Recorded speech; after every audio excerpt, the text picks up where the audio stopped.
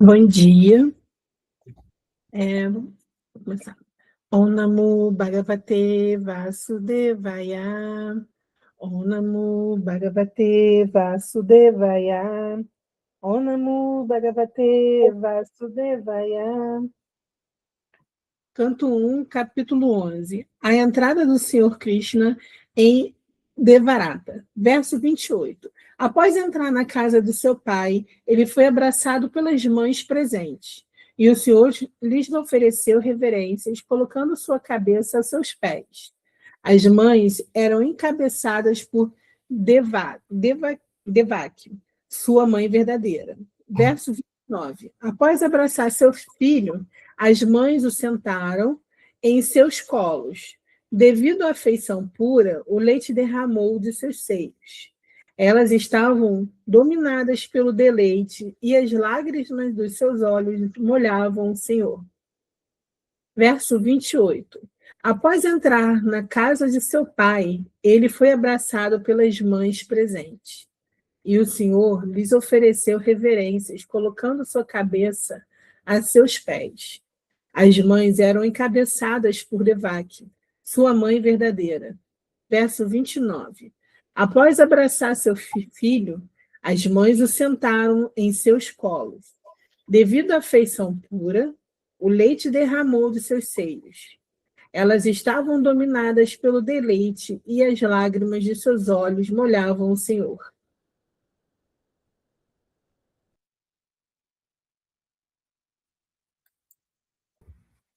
Bom dia, Namastê, Hare Krishna. Vamos fazer as reverências primeiro.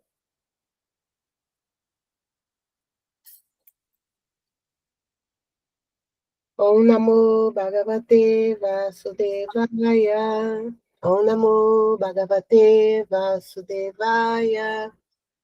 Om Namo Bhagavate Vasudevaya. Om Gyanat Mirandasya Gyananjana Shalakaya Chaksurumilitam Gyana Tasmai Shri Gurave Namah. Vou fazer a leitura em sânscrito.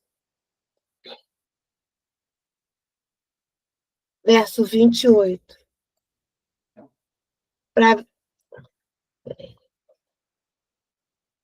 Pravista tu graham pitro Parishvakta Swamatribihi Vavande Shirasa Sakta Devaki Pramukha Muda. Verso 29. Taputram Ankamaropya Snehasnuta Payodaraha Harsha Vivalitat Manaha Sichitur Netrajair Jalaihi. Muito bem. Esses versos são muito bonitos, né? Muita reverência nesses versos. Então, assim, nesse verso 28, fala, ele foi abraçado pelas mães presentes. E aí a gente fica meio confuso assim, né? Tantas mães. Então, na cultura védica, um rei tinha várias esposas. E Vasudeva, ele tinha 18 esposas. Os casamentos, assim, né, eram arranjados desde de cedo, quando as meninas tinham por volta de 12 anos, elas já ficavam noivas, já iam viver com a sogra durante um tempo, era bem distinto do que é hoje em dia. Assim, né? A gente não tem nem noção de como é que era isso. Mas as meninas com 12 anos já eram prometidas, já tinham seus noivos, e com, né, com as famílias reais, esses casamentos eram feitos assim, com alianças políticas, né, que consolidavam poder, eles firmavam tratados, né? Criavam vínculos entre os reinos, e também por continuidade da linhagem, porque, à medida que o rei tinha várias esposas, aumentava a chance de ter herdeiros, né? Então, isso era fundamental para a estabilidade lá da dinastia. Então, ter filhos homens, né? E aí, continuando no verso, o Senhor ofereceu-lhes reverências, colocando sua cabeça a seus pés. Então, todas aquelas mulheres que estavam ali, tinha a mãe verdadeira, biológica, né, Devaki, e as outras 17 esposas, que eram madrastas de Krishna, mas que ele considerava como mães. Então, é costume na Índia, até hoje, os filhos prestarem reverência às mães. Eles se abaixam, tocam a cabeça, ou só toca, né? Se abaixa, toca com a mão no pé da mãe, depois toca na testa, pede bênção. É um ato comum. Antigamente a gente pedia bênção, né? Eu ainda sou do tempo que se pedia bênção para a avó, para a mãe, tio. As coisas vão se perdendo, né? Eram as reverências que haviam.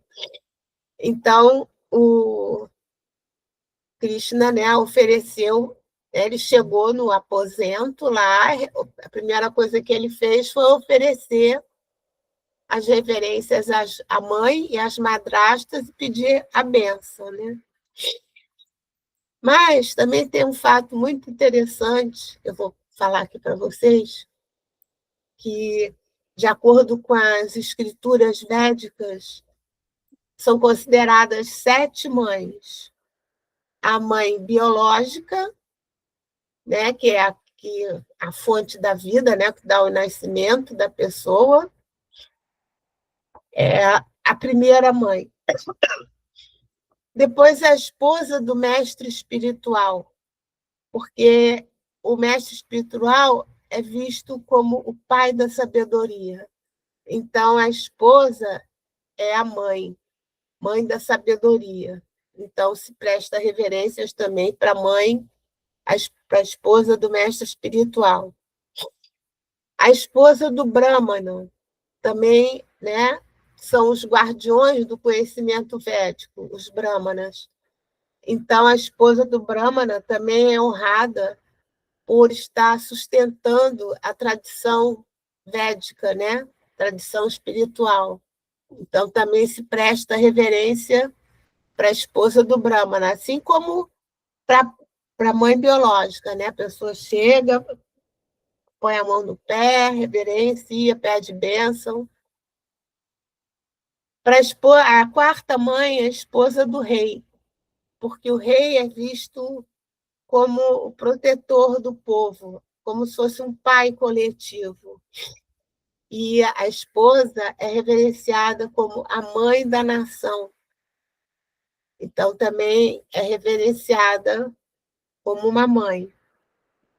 E depois vem a vaca, né, que é chamada de mãe porque fornece o leite, e o leite é o símbolo da abundância.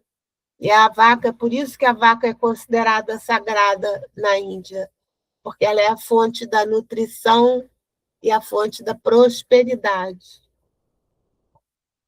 Então, a vaca é considerada a quinta mãe. A sexta mãe é a ama de leite. Muita gente tem, né? Antigamente chamava ama de leite. Hoje em dia, né, tem a babá, aquela que ajuda, né, a mãe a criar a criança. E então essa também é reverenciada. Tem babás que ficam, né, a vida inteira. As crianças amam tanto quanto a mãe, né, porque foi ela que também cuidou, né, ajudou a mãe a cuidar. E a sétima mãe é a Terra, o nosso planeta, que sustenta a todos nós, né? O que ela nos dá? todo o alimento que a gente precisa vem da terra. E nos dá a vida, né? Que a gente nasce aqui. Então, são essas 7 mães que são consideradas na cultura védica, né? E esse conceito é muito respeitoso. Eu acho que se a gente tivesse mantido esse conceito, né, de reverenciar essas mães, talvez a gente estivesse numa situação melhor, porque, se a gente pensar bem, isso é um conceito muito sustentável, né? Sustentável, ecológico, porque não está limitada a maternidade só ao ato biológico, mas a qualquer forma de nutrição, de proteção, de orientação. Então, tudo isso é maternal, né? Então, reconhecer essas 7 mães ensina a reverência e gratidão a todas as fontes de sustento e cuidado. E, atualmente, a gente está precisando muito disso. Então, esse conceito védico eu acho assim muito interessante e que, quem sabe, né, a gente se toca com isso e começa a botar em prática. E aí, no verso 29, desculpa, gente, estou um pouco gripada. No verso 29, é dito ali: as mães sentaram-no em seus colos.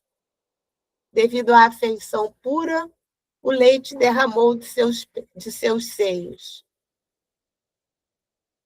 Quem já teve filho entende o que está sendo dito aí. Essa frase: devido à afeição pura, o leite derramou de seus seios. Qual a mãe que, quando, né, olha ali o bebezinho no berço, né, quando está naquela fase de amamentação, você olha a criança, quando você sente aquele amor profundo, aí quando você olha, molhou, né, de leite, porque é aquele amor que vem tão grande. Então, biologicamente, esse estímulo emocional provoca a liberação do leite, porque não é só o ato de sugar que provoca a liberação do leite. As emoções fortes, como, né, o amor que a gente sente pelo bebê, aquela ternura, até ouvir o chorinho do bebê, pode desencadear esse reflexo. Então, ali as madrastas olharam para Krishna, claro que ele já era um adulto, era um homem, mas elas olharam para ele como se ele ainda fosse aquele bebezinho querido que elas sempre conheceram. Aí elas, né, só de relembrar aqueles momentos de afeição e tiveram com ele, aí o cérebro liberou ocitocina, a ocitocina que é conhecida como hormônio do amor. Então, liberar a ocitocina é que libera o leite também, né? O hormônio do leite. Mas, claro, né, que ali elas só liberaram o amor que elas sentiam por ele. Mas, então, para enfatizar esse amor tão puro que elas sentiam por Krishna naquele momento, aí foi dito, o leite derramou de seus seios. E na tradição védica, o leite é chamado de prasad. Prasad é uma dádiva divina. E o leite materno é considerado uma manifestação direta da energia Shakti. Aqui na sala a gente sempre fala, né? Shakti, vamos né, a gente absorver essa Shakti que foi gerada aqui. Então, né, às vezes a gente não sabe exatamente o que quer dizer Shakti. Shakti é a força cósmica feminina. Então, esse é o princípio feminino que nutre e sustenta o universo, é o que cria. Né? É dito no Ayurveda, Purusha e a Shakti. Então, Purusha é o princípio masculino, é o que fecunda, e a Shakti é o que gera. Então, é o que nutre, é o que sustenta, é o que gera. Então, a gente diz isso na sala, né? Porque a gente fica nutrido com o Mahamantra, com todos os mantras. Então, esse é o conceito de Shakti, essa força, esse princípio cósmico de nutrição, de sustentação. E aí, outra coisa interessante, assim como o planeta Terra, né, que é chamado de Bhumi em sânscrito, Bhumi como essa mãe, né, Devi Bhumi, Bhumi Devi, é a mãe terra. E a vaca, elas oferecem alimento para a gente, e o que elas pedem em troca? Nada, né? Nem o planeta, você vai lá, planta e a terra te oferece. Planta lá, bota lá a semente de alface, ela te dá alface. Você joga lá um caroço de manga, nasce uma mangueira que você vai passar a vida inteira e não vai dar conta de comer tanta manga que uma mangueira vai dar para você. Então, é muita abundância que a gente recebe, né? Sem nada em troca. A vaca dá leite. Ela dá leite suficiente para o bezerro dela e muito mais que sobra para fazer manteiga, para fazer iogurte, para fazer queijo. Então, mais um motivo da vaca ser sagrada na Índia. Porque se, né, a pessoa tem aquela fonte de alimento para ela, que não pede nada em troca, por que você vai matar a vaca? Aí você come a vaca e você não tem mais o leite, nem o queijo, nem a manteiga, nem o iogurte. Então, né, é só a gente pensar um pouquinho e ver que é mais negócio, deixar a vaquinha lá fornecendo, dando todo esse amor para o bezerrinho dela e para a gente também. Então, outra coisa interessante no Ayurveda, tudo o que nutre é chamado de rasa.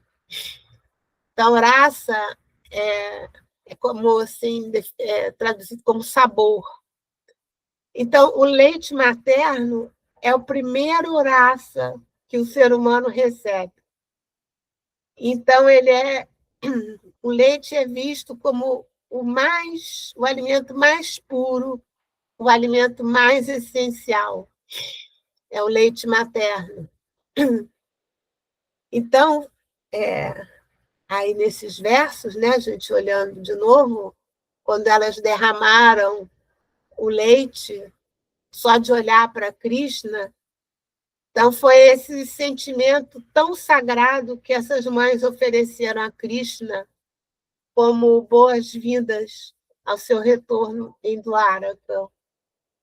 Esse amor tão profundo. Então, a gente fez hoje uma reflexão, né, sobre o leite materno, sobre o amor, sobre tudo isso e sobre esses versos tão bonitos. Hare Krishna.